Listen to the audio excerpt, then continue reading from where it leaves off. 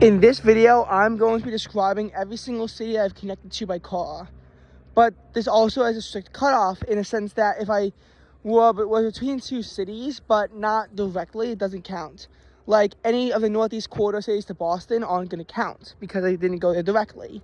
Directly, though, means in the same trip. So if I stay overnight, then that is going to count. Also, population cutoff is going to be, I don't know, whatever I feel like. It's hard to subjectively say because of the different definitions of a city, but like a city like South Bend isn't going to count. Also, yes, I do have to actually visit the city, so just driving through isn't going to count, which is another reason why South Bend won't count. Not that there's anything wrong with South Bend, though. Now, New York City is going to be a common source of connections. Usually we make a stop in New York City anyway, and from there I've had far-reaching connections. Honestly, I might make an exception to my stop rule for this, but I don't know. Because from New York City, I've went to Philadelphia many times, and in these cases, you know, it's from the same metro area even. Philadelphia, Baltimore happened a few times, DC, we've punched even further south.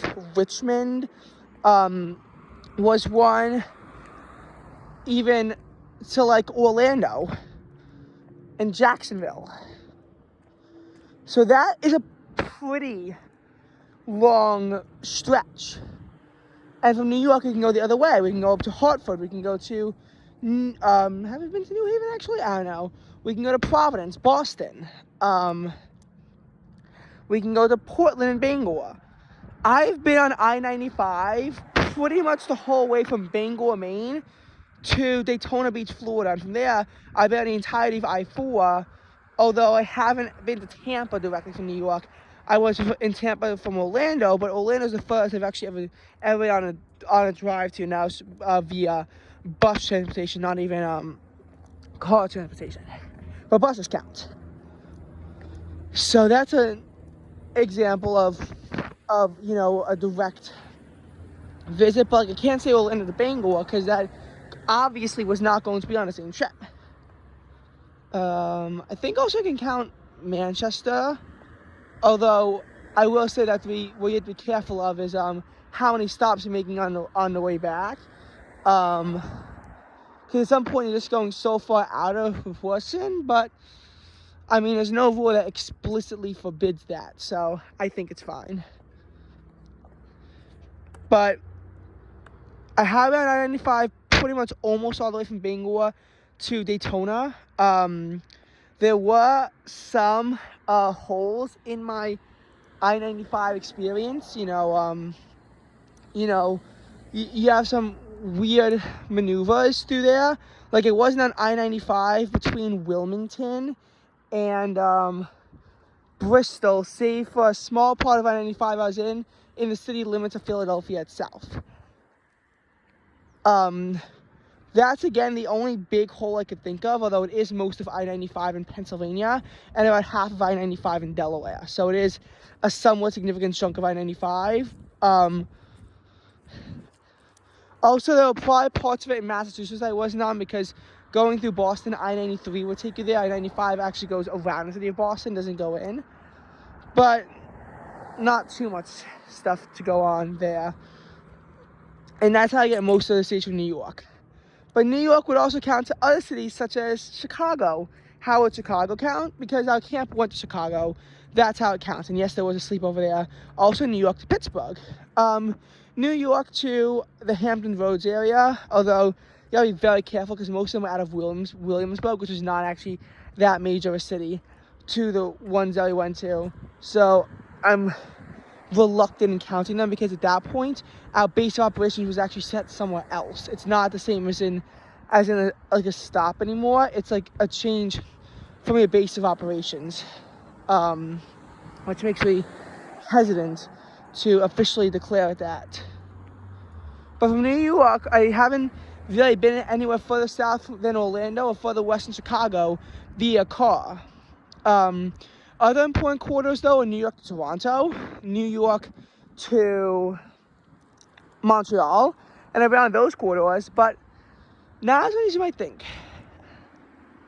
Now we have to go to other cities where we travel to cities from there. Like Memphis to Nashville is a good example on the I-40 corridor. Or Seattle to Portland down I-5, or Seattle to Vancouver on I-5, which later becomes British Columbia Highway 99. Fun fact, British Columbia Highway 99 ends at British Columbia 77. After it curves east, British Columbia 97 goes up mostly through central British Columbia, and the highway runs for 1,300 miles or 2,100 kilometers up all the way to the Yukon border. When it comes to the Alaska Highway in Dawson Creek, which by the way is only about a half hour to hour drive from Alberta, you still have 900 kilometers or about 550 miles of road left to go from there, and that's already pretty far north in British Columbia and what's normally considered to be the remote section. So most of the major junctions are further south. I will say the Trans-Canada Highway has two segments, one that starts in Victoria and goes just north of Vancouver, and another one that starts just south of Alaska. So and they go down in ways, one will go through Calgary, one will go through Edmonton, one will go through Regina, one will go through Saskatoon, and they eventually meet in Manitoba, but one goes a lot further north than the other, and yet even still, it's only around the halfway point of British Columbia, and it's just amazing how far that one road can travel, and I always get fascinated by it. And because the Alaska Highway goes all the way into central Alaska, and where it ends is, to be honest, southeastern California. So that highway really goes a long distance. If you were to take US 97 to British Columbia 97 to Yukon Route 2 up to, up to the Alaska Highway, it can get pretty intense. And I would not recommend that drive. Moving on, now before I bore you, in the West Coast we've had Phoenix, but I'm skeptical of Phoenix because all I really went from there was Sedona, where I knew base of operations. So Phoenix to Las Vegas, I'd be skeptical of counting. Besides, if you were to go from Phoenix to Las Vegas, I'm not sure how you do it because there's no interstate that goes there. But I-17 up to I-40 to US 93 might be the way, but I don't know. I can say Las Vegas to LA because from there it was a simple stop, and also LA to San Diego. So I guess by extension Las Vegas to San Diego, though I really wouldn't say that, especially because they didn't go down the I-15 corridor, and that's the one that actually connects the cities. I-15 does not go through the LA metro area. Instead, it goes to the Inland Empire metro area, which is somehow a different metro area. I don't know how. One of it's in the same combined statistical area, though. And that's my West Coast travel experience. From there, you really don't have that much because when we were in southern Florida, it's always been just southern Florida. We've never really jutted anywhere further north. And, just, I don't know.